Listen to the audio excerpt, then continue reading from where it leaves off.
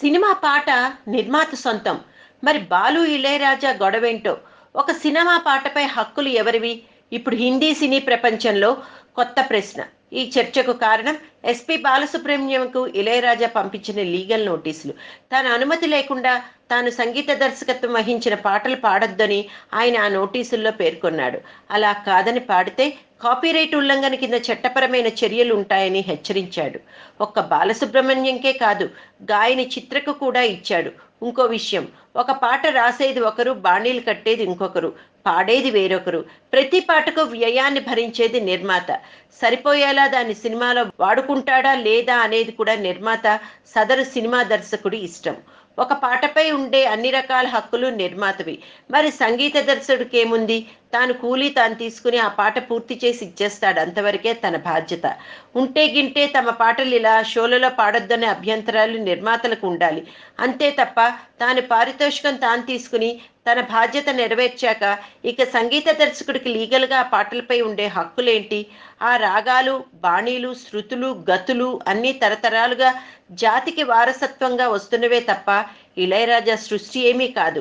ఈ ప్రశ్నకు నిజంగా జవాబులు చెప్పగలిగే వారెవరు లేరు. కొన్ని పాటలకు రైట్స్ తానే ఉంచుకున్నాడని, అందుకే అంత ధైర్యంగా ఇళయరాజా ఇలా మాట్లాడుతున్నాడని అనే వాదన కూడా ఉంది. విషయం ఏమిటంటే, ఎస్పి బాలసుబ్రహ్మణ్యం కొడుకు ఎస్బిబి 50 పేరుతో వరల్డ్ టూర్ ప్లాన్ చేశాడు. ఈ గ్రూపు పలు దేశాలు తిరుగుతూ పాటలు పాడుతున్నది. ఇళయరాజా ఈవెంట్ మేనేజర్లకు నోటీసులు పంపించాడు. 2 రోజుల క్రితం ఈ నోటీసులు వచ్చాయని అంగీకరించిన బాలు, తనకు పెద్దగా లీగల్ చిక్కుల గురించి తెలియదని, తాను ఎందరో దర్శకుల దగ్గర పాటలు పాడానని, ఇకపై ఇలాంటి ప్రోగ్రాముల్లో ఇళయరాజా పాటలు పాడబోనని బాలు స్పందించారు. ఇళయరాజా ఎందుకు ఇలా చేశాడో తనకు తెలియదని, దీనిపై ఇళయరాజాను నొప్పించే కామెంట్స్ ఎవరూ చేయవద్దని సోషల్ మీడియా వేదికగా కోరాడు. వాస్తవానికి ఇప్పుడు బాలు ఎక్కువగా స్టేజ్ షోలే చేస్తున్నాడు.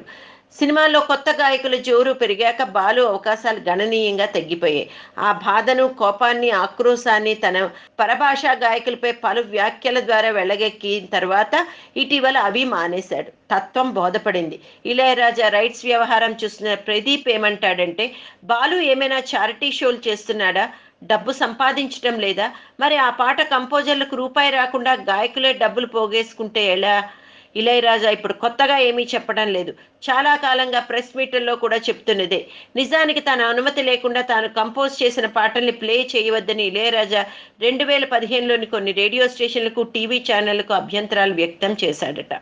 5 ఏళ్ల కాలానికి మొత్తం రైట్స్ నావేనని, ప్రతి పాటకు ఒప్పందాలున్నాయి. తర్వాత వాటిని రెన్యువల్ చేయలేదు. రాయల్టీ ఎవరూ ఏమీ ఇవ్వలేదు.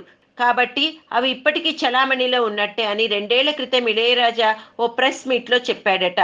చాలా మంది కంపోజర్లు తాము కంపోజ్ చేసే పాటలను ఇంటెలెక్చువల్ ప్రాపర్టీ రైట్స్ కింద కూడా రిజిస్టర్ చేసుకుంటున్నారట.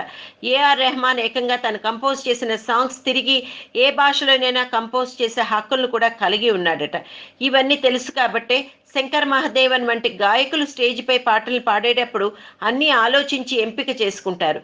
కానీ బాలు ఇవన్నీ పట్టించుకోనందువల్లే ఇలా వివాదం తలెత్తిందని కోలీవుడ్ ప్రముఖుల వ్యాఖ్యలు.